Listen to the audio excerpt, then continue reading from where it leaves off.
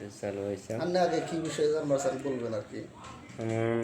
আমি ইসরাহিল ভাইয়ের কাছে একটা প্রশ্ন, যে আসলে উনি অনেকদিন যাবৎ একটা মোবাইল নেওয়ার জন্য আসলে বিভিন্ন জায়গায় মানে অনেক তথ্য নিচ্ছে, যে আসলে ওনার স্বপ্ন হচ্ছে একটা আইফোন নিবে আর কি।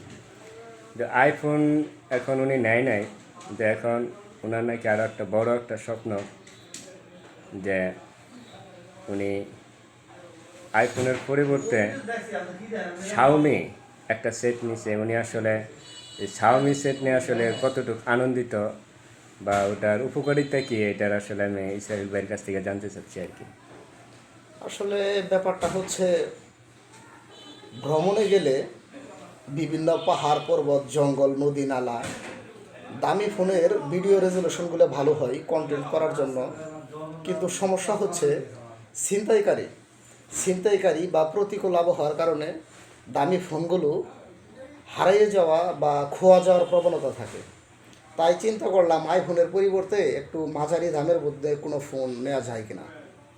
তো পরে দ্বিতীয় টার্গেটে ছিল আমার স্যামসাং, কিন্তু দেখা যাচ্ছে আপনি যদি একটা 30 থেকে 40 হাজার টাকার মধ্যে স্যামসাং ফোন নেন, যে সুযোগ সুবিধাগুলো পাবেন কন্টেন্ট ভিডিও বানানোর জন্য বা অন্যান্য সুযোগ সুবিধার জন্য, ওই টাকার ভিতরেই যদি আপনি শাওমি বা রিয়েলমি বা ভিভো একটা ফোন নেন বা ইনফিনিক্স, তো আরও বেশি সব কিছুতেই একটু বেশি ভালো পাওয়া যায়।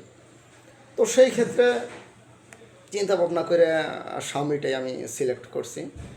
তো এটার ফোন শাওমি নোট 14 প্রো, তো ভালোই ফোন, এটা খারাপ না।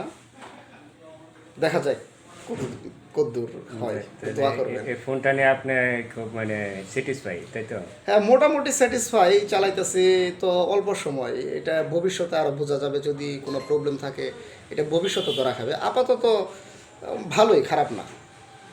দেখ, আমরা ইসরাইল ভাইয়ের কাছ থেকে আসলে শাওমির সেটের যে উপকারিতা বা কী কী এটার ভালো ভালো দিক আছে, আমরা ইসরাইল ভাইয়ের কাছ থেকে আসলে জানতে পারছি। আমরা আশা রাখি পরবর্তী কেউ যদি সেট নিতে চান আসলে আমরা শাওমির সাথেই থাকবেন। তো সকলে ভালো থাকবেন, সকলের প্রত্যাশায় আজকের মতো এখানেই শেষ করছি। আল্লাহ হাফিজ।